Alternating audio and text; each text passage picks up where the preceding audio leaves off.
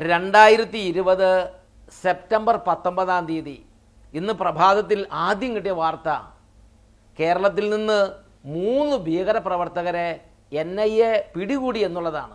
ആ വാർത്തയിലേക്ക് നിങ്ങൾ ക്ഷണിക്കുകയാണ്. കൊച്ചിയിൽ 3 അൽ ഖായിദ ഭീകരർ NIAയുടെ പിടിയിൽ. ആലുവയിലും പെരുമ്പാവൂരിലും പാതാളത്തും പുലർച്ചെ ഒരേ സമയം നടത്തിയ റെയ്ഡിലാണ് ഇവരെ പിടികൂടിയത്. 3 പേരും ബംഗാൾ സ്വദേശികളാണ്. മുർഷിദ് ഹസൻ, യാക്കൂബ് ബിശ്വാസ്, മുസാറഫ് ഹുസൈൻ എന്നിവരെയാണ് എറണാകുളത്ത് നിന്ന് കസ്റ്റഡിയിലെടുത്തത്. പാതാളത്തു നിന്നാണ് മുർഷിദ് ഹസൻ പിടിയിലായത്. യാക്കൂബ് ആലുവയിൽ നിന്നും മുസാറഫ് ഹുസൈൻ പെരുമ്പാവൂർ മുടിക്കലിൽ നിന്നുമാണ് പിടിയിലായത്. അതിഥി തൊഴിലാളികൾ എന്ന വ്യാജേനയാണ് 2.5 മാസത്തിലേറെയായി ഇവർ താമസിച്ചത്. ഡൽഹി ഉൾപ്പെടെയുള്ള നഗരങ്ങളിൽ വൻ ആക്രമണത്തിന് ഇവർ ലക്ഷ്യമിട്ടിരുന്നു. ചിലർ ഡൽഹിയിലേക്ക് പുറപ്പെടാനിരിക്കെയാണ് പിടികൂടിയത്. പിടിയിലായവരിൽ നിന്ന് ജിഹാദി രേഖകൾ, ആയുധങ്ങൾ, ഡിജിറ്റൽ ഡിവൈസുകൾ എന്നിവ കണ്ടെത്തി. ഇത് ഒരു ഗൗരവമുള്ള വിഷയമാണ്. ഇത് വർഷങ്ങൾക്ക് മുമ്പ് തന്നെ ഇത് കേരളത്തിൽ നടന്നുകൊണ്ടിരിക്കുകയാണ്. ഒരുപാട് പേരെ ഭീകര പ്രവർത്തനത്തിന് വേണ്ടി റിക്രൂട്ട് ചെയ്യുന്ന ഒരു സ്ഥലമായിട്ട് കേരളം മാറിയിട്ട് വർഷങ്ങളായി. 2015 ഇന്ത്യ ടുഡേയിൽ വന്നൊരു വാർത്ത നിങ്ങളുടെ ശ്രദ്ധയിലേക്ക് കൊണ്ടുവരികയാണ്. Online recruiters of the Islamic State cast their net on India. They were clear about the patch they were looking at, all of South India, for young, tech-savvy, impressionable minds who could be swayed using deceit, high-tech gadgetry and motivational tools. For the first time on Indian News TV, a recruit of the Islamic State speaks out on how he was indoctrinated about the plan that was hatched to fight the war for the IS. India Today's South India editor T.S. Sudhir files this India Today national exclusive.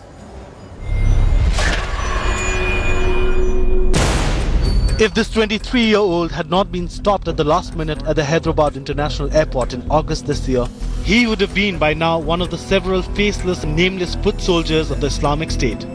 Highly motivated and radicalized by his own admission, this youth, speaking on the condition of anonymity, reveals chilling details of how the Islamic State cast his net around him and ensnared him into its web of terror. The youth has been asked to reach Turkey, purchase a local SIM card there and also reach a particular hotel. He has then asked to use hotel's Wi-Fi to download Telegram app to further communicate with his handler. His friend was also promised money to travel from Hyderabad to Turkey. According to intelligence officials, so far 23 Indians, a majority of them from South India, have joined the Islamic State. 5 of them are from Karnataka, 4 from Kerala, 4 from Telangana and 3 from Tamil Nadu.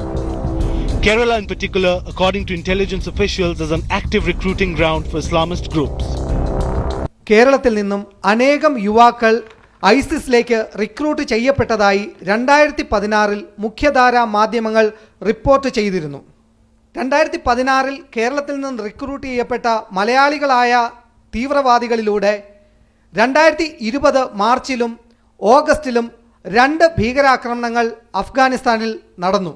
2020 March 28-ന് India today ഇതിനെക്കുറിച്ച് report ചെയ്തിരുന്നു. Let me now get back to that Kabul terror attack story. It has a direct impact on India for more than one reason. The terrorist, the attacker, has been identified as an Indian from Kerala. Remember, 25 Sikh worshippers were killed 2 days ago in Kabul in this terror attack on Gurdwara Har Rai Sahib. Now, Islamic State had claimed responsibility. Islamic State terrorists had targeted the Kabul Gurdwara. Now, one of the terrorists was an Indian from Kasargod in Kerala, an Islamic State terrorist. He's now been identified as Muhammad Mohsin. Now, Mohsin was a 21-year-old engineering student at Kasargod in Kerala before he fled to Afghanistan in 2016 to join the Islamic State. Remember, a number of youngsters from Kerala, highly radicalized by certain elements, they had gone to fight with the Islamic State. They'd started a new module of the Islamic State in Afghanistan. 2020 നടന്ന ഈ ആക്രമണത്തിൽ 25ഓളം പേരുടെ ജീവനാണ് നഷ്ടപ്പെട്ടത്. വീണ്ടും August മാസം 2-ാം തീയതി അഫ്ഗാൻ ജയിലിൽ നടന്ന ചാവേർ ആക്രമണത്തിന് നേതൃത്വം നൽകിയതും കേരളത്തിൽ നിന്നുള്ള ജിഹാദികളായിരുന്നു. അഫ്ഗാനിസ്ഥാനിലെ ജലാലാബാദ് ജയിലിൽ ഞായറാഴ്ച രാത്രിയുണ്ടായ ഭീകരാക്രമണത്തിൽ മലയാളിയായ IS ഭീകരനും ഉണ്ടായിരുന്നതായി രഹസ്യാന്വേഷണ റിപ്പോർട്ട്. കാസർഗോഡ് സ്വദേശി കല്ലുകെട്ടിയപുരയിൽ ഇജാസ് എന്ന KP ഇജാസിന്റെ പേരാണ് രഹസ്യാന്വേഷണ ഏജൻസികൾ പങ്കുവെക്കുന്നത്. കാസർഗോഡ് IS റിക്രൂട്ട്മെന്റ് കേസിൽ NIA അന്വേഷിക്കുന്ന കുറ്റവാളിയാണ് ഇജാസ്. ഞായറാഴ്ച രാത്രി അഫ്ഗാനിസ്ഥാനിലെ ജലാലാബാദ് ജയിലിന് നേർക്കുണ്ടായ ഭീകരാക്രമണത്തിൽ കാസർഗോഡ് സ്വദേശി കല്ലുകെട്ടിയപുരയിൽ ഇജാസ് എന്ന KP ഇജാസ് ചാവേറായിരുന്നുവെന്നാണ് രഹസ്യാന്വേഷണ ഏജൻസികളുടെ റിപ്പോർട്ടുകൾ. ജയിലിലുള്ള IS ഭീകരന്മാരെ മോചിപ്പിക്കാനായിരുന്നു ആക്രമണം. ഭീകരരടക്കം 29 പേർ ആക്രമണത്തിൽ കൊല്ലപ്പെട്ടിരുന്നു. 48 പേർക്ക് ഗുരുതരമായി പരിക്കേറ്റു. 10-അംഗ ചാവേർ സംഘത്തിൽ 3 ഇന്ത്യക്കാർ അടക്കമുണ്ടായിരുന്നുവെന്ന് IS തന്നെ വ്യക്തമാക്കിയിരുന്നു. അതിലൊന്ന് KP ഇജാസ് ആണെന്നാണ് രഹസ്യാന്വേഷണ ഏജൻസികളുടെ നിഗമനം. ഇയാളുടെ സാന്നിധ്യം ശാസ്ത്രീയമായി സ്ഥിരീകരിക്കാനുള്ള ശ്രമത്തിലാണ് ഏജൻസികൾ. കാസർഗോഡ് IS റിക്രൂട്ട്മെന്റ് കേസിൽ NIA അന്വേഷിക്കുന്ന കുറ്റവാളിയാണ് ഇജാസ്. എറണാകുളം NIA കോടതി അറസ്റ്റ് വാറണ്ട് പുറപ്പെടുവിച്ചിരുന്നു. കേരളം ജിഹാദികളുടെ ഒരു റിക്രൂട്ടിംഗ് സെന്ററായി മാറിക്കൊണ്ടിരിക്കുന്നു എന്ന് നാം ഭയപ്പെടണം. 1-2 വർഷങ്ങൾക്ക് മുമ്പ് ടൈംസ് നൗ റിപ്പോർട്ട് ചെയ്ത ഒരു ന്യൂസ് നമുക്ക് കാണാം. അവരെ കൊല്ലുക, അവരെ തീർക്കുക, അവരില്ലാതാക്കുക, അല്ലാ അല്ലാത്തവരെ ആരാധിക്കുന്നു, അവരെന്തിനാണ് അവിടെ ബാക്കി വെക്കുന്നത്? അപ്പൊ നിങ്ങൾ എന്താ ചെയ്യേണ്ടത്?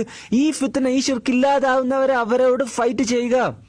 അവരെ അല്ലാഹു സുബ്ഹാനഹു വ തആലയുടെ ദീൻ മാത്രം മുകളിൽ ഉണ്ടായിരിക്കണം. അല്ലാതെ ഒരു ഡെമോക്രസി ആവട്ടെ, അതല്ലാത്ത ഹിന്ദുയിസം ആവട്ടെ, ക്രിസ്ത്യാനി ആവട്ടെ, എന്ത് ഇസമാവട്ടെ, എന്ത് മതമാവട്ടെ, ഇതൊന്നും ഉണ്ടാകാൻ പാടില്ല ലോകത്ത്.